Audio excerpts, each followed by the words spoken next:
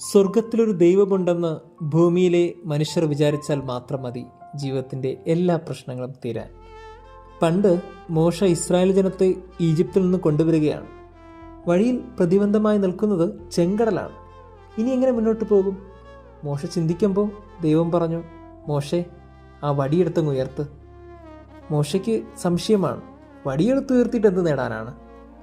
രണ്ടാമത് ഒന്നും കൂടി ചിന്തിക്കാതെ മോശ വടിയെടുത്ത് ഉയർത്തിയപ്പോൾ ചെങ്കടൽ രണ്ടായി വിഭജിക്കുകയാണ്.